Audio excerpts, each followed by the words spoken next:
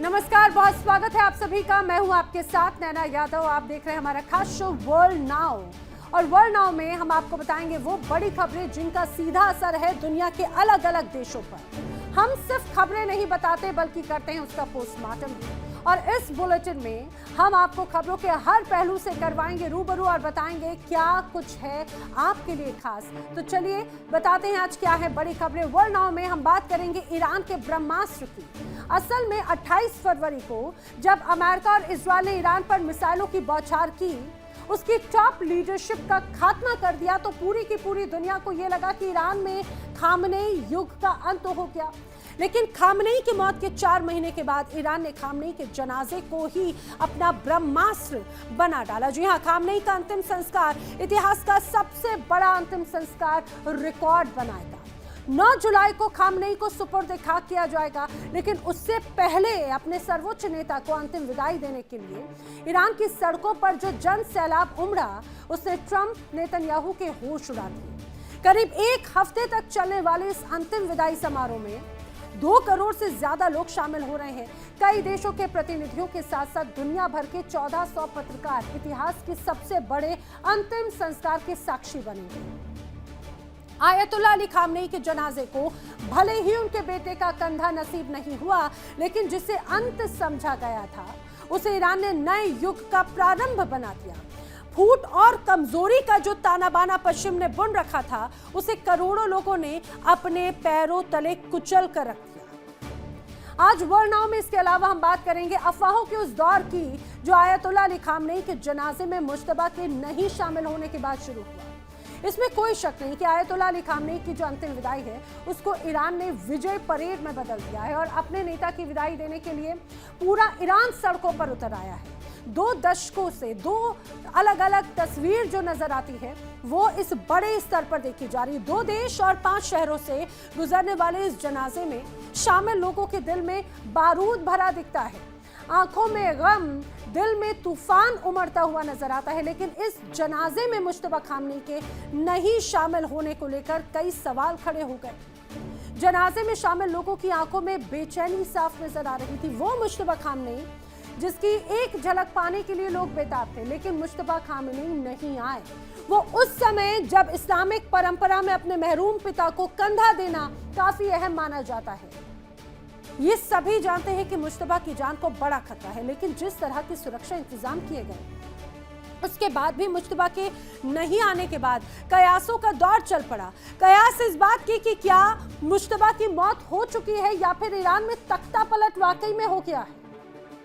आज world now में हम बात करेंगे यादों के पिटारे की। अमेरिका के स्वतंत्र होने के 250 साल पूरे होने के मौके पर 408 किलो का एक टाइम कैप्सूल जमीन में दफनाया जाएगा और इसे फिलाडेल्फिया के इंडिपेंडेंस नेशनल हिस्टोरिकल पार्क में दफनाया जाएगा। 250 साल बाद यानी 2276 में इसे खोला जाएगा और इस कैप्सूल में अमेरिका के अलग अलग प्रांतों से लाई गई कुछ दुर्लभ चीजों को संजो कर रखा गया है, ताकि जब ये कैप्सूल 2276 ईस्वी में जमीन से निकाला जाए तो उस समय के लोग इस समय के इतिहास, परंपरा और उपलब्धियों के बारे में जान सकें।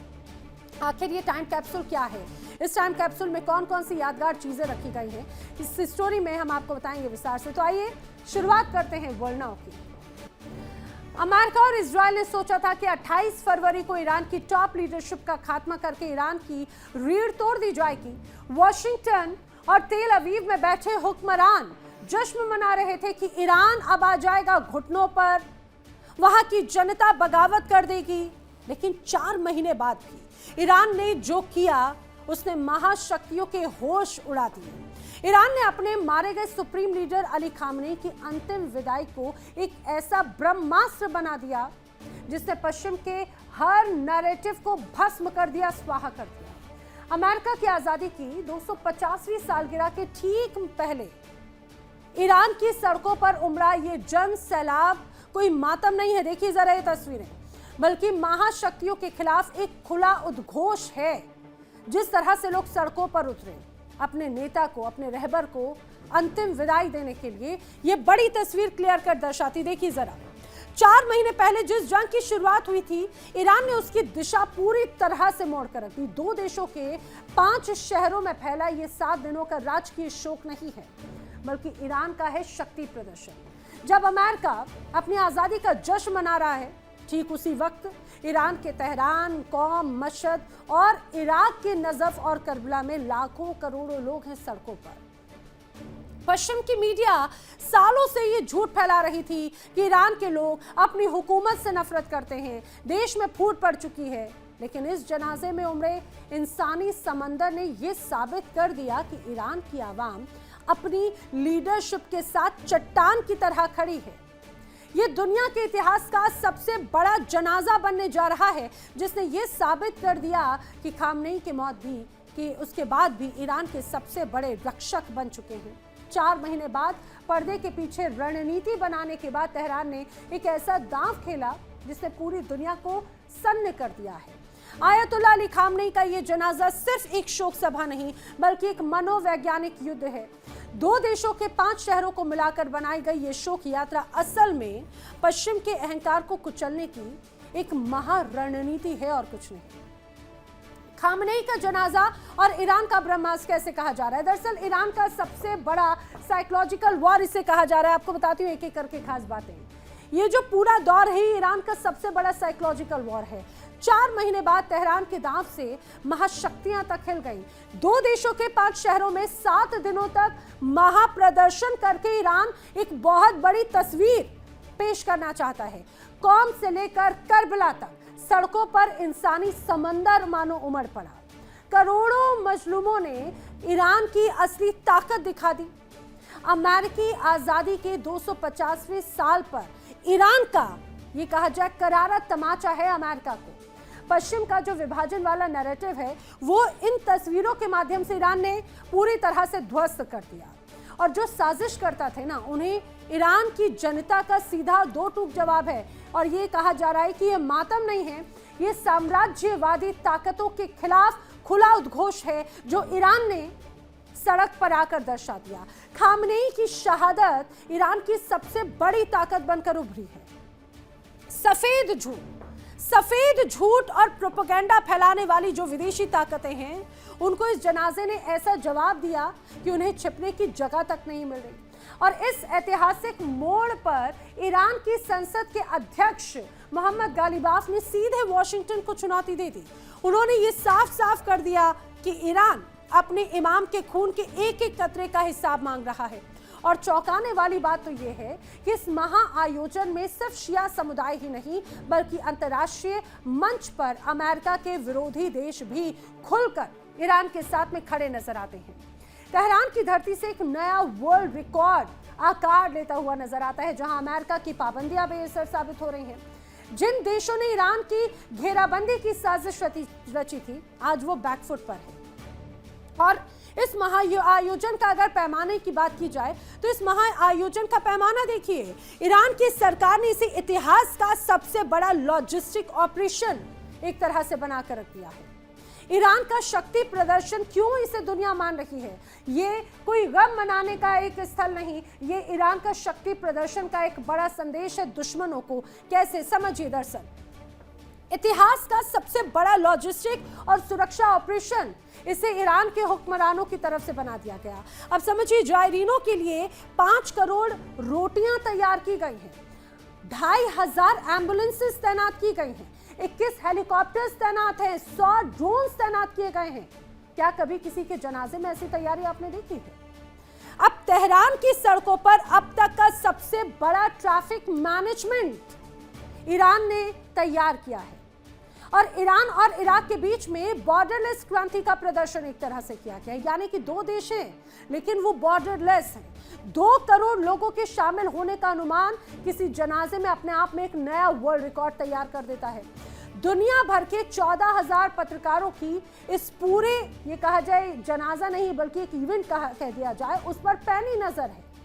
अवाम ने अपने घरों के दरवाजे खोल दिए मेहमानों का स्वागत करने के लिए और दुश्मन की हर गलतफहमी को कुचलने के लिए। ये एक तरह से सेना हाई अलर्ट पर है और ये दर्शाने के लिए काफी है कि ईरान, जिसे कमजोर समझा गया, कुचलने की कोशिश की गई, उसने इतना माइक्रो मैनेजमेंट शानदार करके अपने बड़े नेता को इस शानदार तरीके से विदाई दी।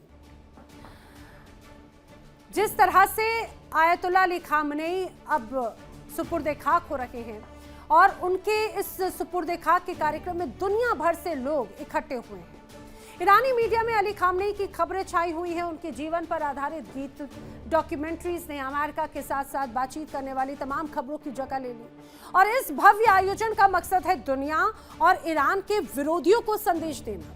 तेहरान युद्ध के बावजूद खड़ा है और अपने मारे गए नेता को मजबूती के प्रतीक के तौर पर अमर बनाने जा रहा है। अली खामनेई के अंतिम संस्कार का यह पूरा आयोजन इस्लामिक महीने मुहर्रम के दौरान हो रहा है।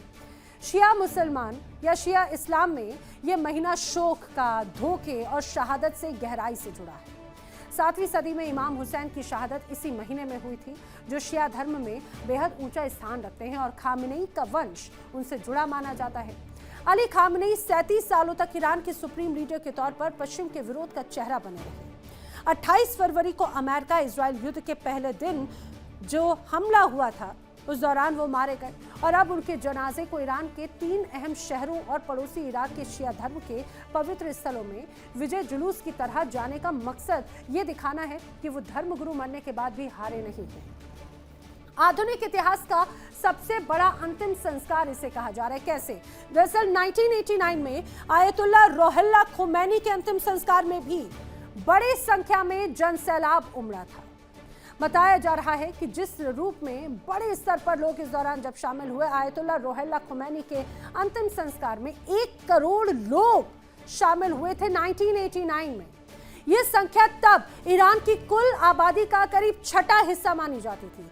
Guinness book of world record के अनुसार इतिहास का जो सबसे बड़ा अंतिम संस्कार है वो यही दर्ज है। खामनेई के अंतिम संस्कार में 2 करोड़ लोगों के शामिल होने का अनुमान जताया जा रहा है।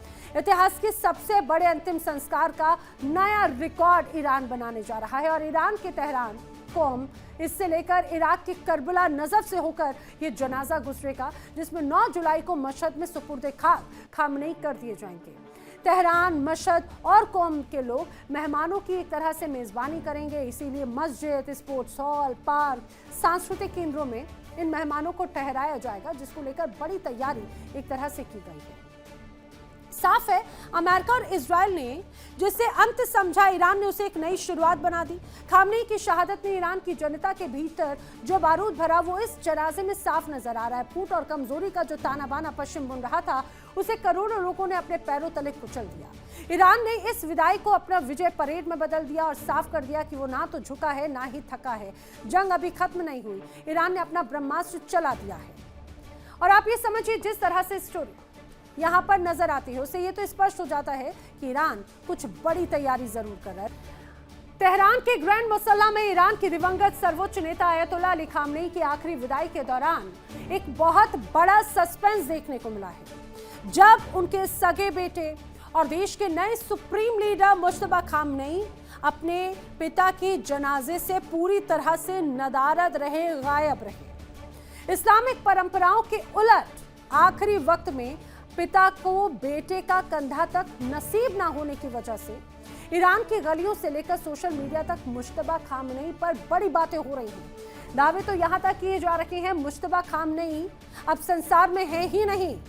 दावे किए जा रहे हैं मुश्तबा खामनेई की मौत हो गई। तख्ता पलट की नई अफवाहों का बाजार अब बहुत ज्यादा गर्माता नजर आता है। तेहरान के ग्रैंड मुसल्ला में जब पूरी दुनिया के नेता जुटे, IRGC का शीर्ष नेतृत्व जुटा, IRGC ही नहीं बल्कि ईरान की वो तमाम टॉप लीडरशिप अपने प्रिय नेता को अंतिम विदाई देने के लिए पहुंचा, लेकिन बेटा नदारद। सबकी निगाहें ढूंढ रही थी सिर्फ एक शख्स को, आयतुल्लाह अली खामनेई के बेटे और देश के नए सर्वोच्च leader, supreme leader Mushtaba Khamenei को। लेकिन हैरानी की बात जानते हैं क्या है?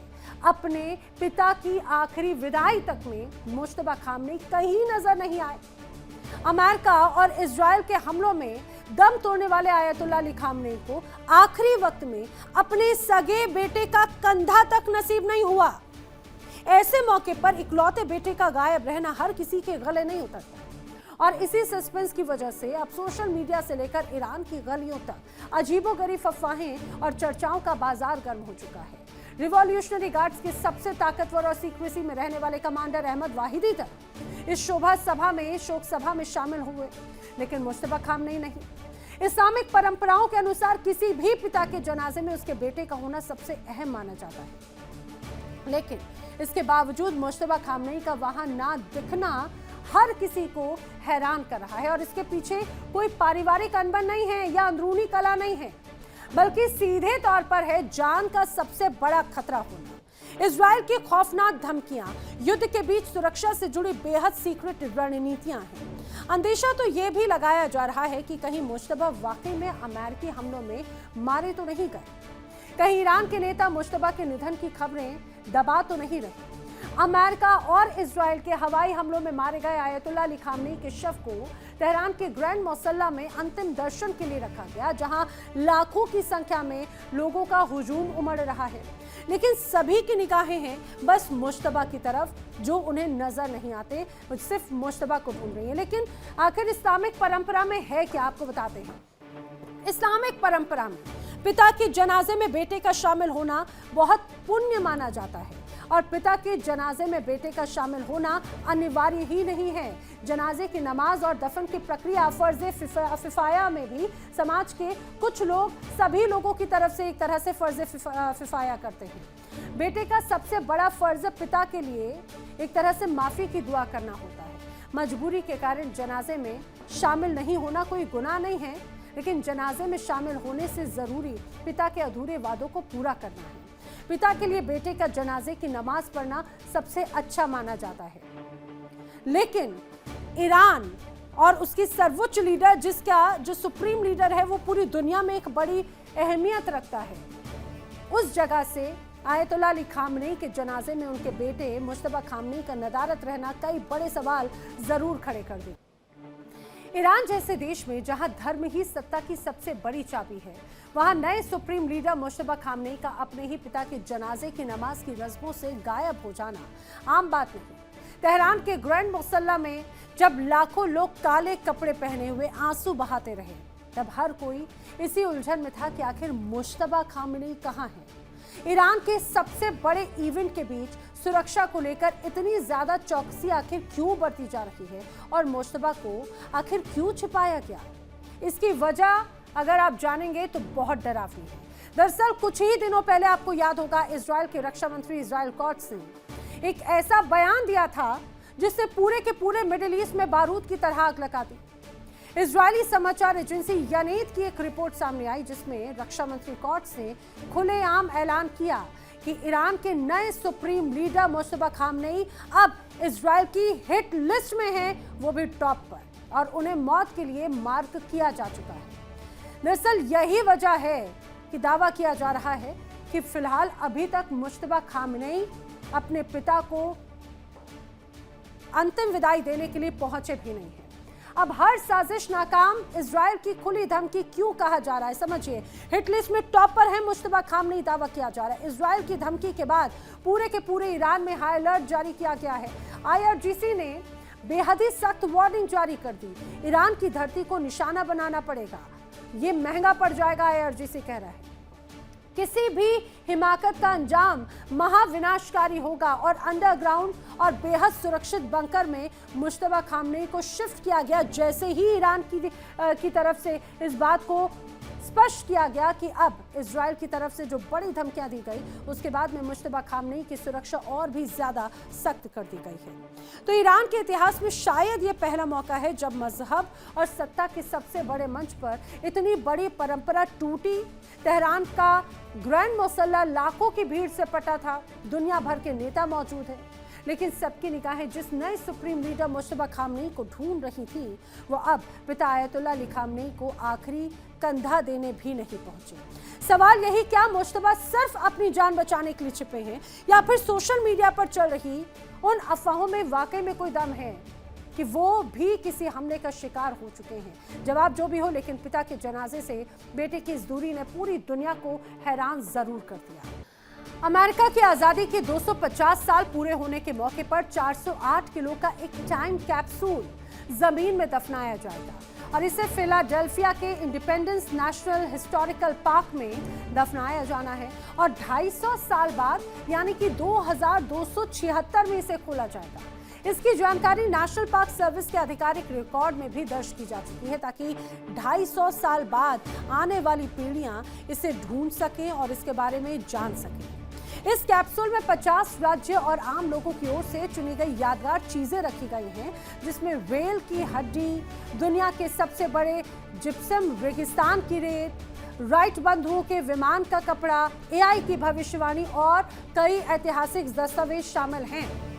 दरअसल ये जो टाइम कैप्सूल है, ये बंद पेटी या कंटेनर एक तरह से होता है जिसमें किसी दौर की चीजों को सुरक्षित रखा जाता है, ताकि भविष्य की जो पीढ़ियां हैं वो उस समय के समाज की, उस समय की तकनीक की, संस्कृति की और जीवन को एक तरह से समझ सके। ये जो टाइम कैप्सूल है, ये बनाना जितना मुश्किल नहीं था, उससे बड़ी चुनौती है 250 सालों तक उसे सुरक्षित रखना। वैज्ञानिकों के सामने सबसे बड़ा सवाल ये था कि जमीन के नीचे रखी चीजें 250 साल बाद भी सुरक्षित आखिर कैसे मिलेंगी। इसी वजह से प्रोजेक्ट से जुड़े कई विशेषज्ञों को इसमें शामिल किया गया, कई सालों की रिसर्च की गई और उसके बाद में डिजाइन तैयार किया गया जो पानी, नमी, जंग, मौसम के तमाम असर से इस कैप्सूल को बचा सके। ये जो कैप्सूल है, दरअसल ये कोई चौकोर नहीं है, बल्कि एक सिलेंडर नुमा एक आकार का कैप्सूल है, जो तस्वीरों में आप देख भी रहे हैं। इसको फुल फ्रेम में भी हम आपको दिखाते हैं। वैज्ञानिकों के अनुसार जो चौकोर डिब्बे होते हैं, उसके कोने समय के साथ साथ कमजोर पड़ जाते हैं और वहीं से एक तरह से पानी अंदर जाने का खतरा सबसे ज्यादा रहता है। और यही वजह है कि इसे तैयार किया गया है खास अनोखे तरीके से। आखिर आपको बताते हैं कि आखिर ये टाइम कैप्सूल होता क्या है। बताया जा रहा है कि जिस तरीके से इस टाइम कैप्सूल को तैयार किया गया, इसमें तांबा, एल्यूमिनियम या स्टेनलेस स्टील से इसे तैयार किया गया है। हर मौसम या किसी भी तरह का प्रभाव इस पर नहीं पड़े, जंग का कोई असर इस पर ना हो। या और मौजूदा जो स्थिति है, वर्तमान युग की जो महत्वपूर्ण वस्तुएं हैं, जिसमें दस्तावेज शामिल हैं, जिसमें कई तस्वीरें हैं, उन्हें रखा जा रहा है। किताबें, सिक्के, नक्शे, समाचार पत्र रखे जा रहे हैं और इसे जमीन में बहुत गहराई में गाड़ा जाता है। इसका उद्देश्य क्या है? भविष्य में हमारे इतिहास और संस्कृति के बारे में लोग जान सकें। सबसे पुराने और प्रमुख टाइम कैप्सूल लेग्निका कैथेड्रल कैप्सूल की अगर बात करें तो पोलैंड में 375 साल पुराना एक कैप्सूल है। वर्सोवा चर्च तांबे का बॉक्स है। पोलैंड की अगर बात करें तो इस बॉक्स पर 1726 एक तरह से अंकित किया जा चुका है। इसके अलावा मैसाचुसेट्स स्टेट हाउस कैप्सूल की अगर बात की जाए, अमेरिका में ही 1795 में एक तरह से इसे दफनाया गया था और आज भी लोग उसके बारे में जानते हैं। ईसा मसीह की लकड़ी की मूर्ति आज भी है स्पेन में, 1777 में इसे छिपाया गया था। इसके इतना ही नहीं, इसके अलावा और भी नाम है। क्रिप्ट ऑफ सिविलाइजेशन 1940 में सील किया गया, 8113 में उसे खोला जाएगा। वॉशिंगटन हाउस टाइम कैप्सूल 1938 में सील किया गया, 6938 में खोला जाएगा। जापान का जो एक्सपो है वो 70 टाइम कैप्सूल हर 100 साल में एक तरह से उसकी जांच की जाती है, लेकिन इसे खोला जाएगा 6970 में। हजारों साल आगे की, कई सदियों की, कई दशकों की एक तरह से जो पहचान है वो इन टाइम कैप्सूल के माध्यम से सहेज कर रखी जाती है। कैप्सूल को सील करने के लिए खास धातु इंडियम का इस्तेमाल किया गया है और ये नरम धातु बेसिकली कहा जाता है ढक्कन बंद करते समय छोटे से छोटी दरार भर देती है। इसमें कैप्सूल पूरी तरह से सील रहता है और अंदर रखा हुआ जो सामान है वो लंबे समय तक, कई सदियों तक एक तरह से सुरक्षित रहता है, दशकों तक सुरक्षित रहता है। अगर कैप्सूल में बहुत ज्यादा नमी होती तो कागज या दूसरी जो वस्तुएं वो खराब हो सकती थी। वहीं अगर नमी की बात की जाए तो पूरी तरह से खत्म करने के लिए कुछ चीजें सूखकर टूट भी सकती थी और इसीलिए वैज्ञानिकों ने इस कैप्सूल के अंदर 35% नमी रखी। कैप्सूल को करीब 10 फीट नीचे दफनाया जाएगा और इस गहराई पर तापमान में उतार चढ़ाव कम होता रहेगा। तेज गर्मी, कड़ाके की ठंड और सतह पर आने वाले तूफानों का असर भी इस पर बहुत कम पड़ेगा।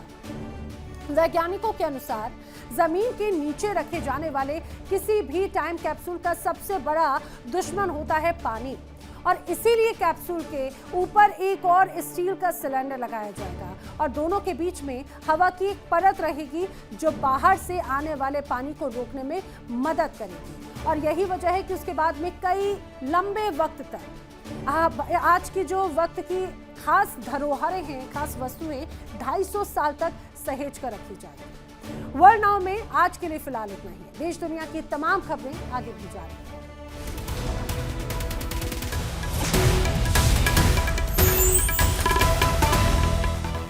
देखिए इंडिया डेली 24/7 अब आपके स्मार्ट टीवी पर। इंडिया डेली मौजूद है सभी डिजिटल प्लेटफॉर्म पर लाइव और लगातार। इंडिया डेली 24/7 हर दिन राष्ट्र को समर्पित।